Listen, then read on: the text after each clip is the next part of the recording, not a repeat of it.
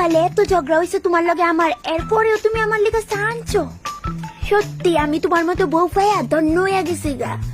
আমি তোমার কাছে ক্ষমা চাইতাছি, সোহালা আমারই ভুল আসিল। তুমি তোমার ভুল মানতাছো?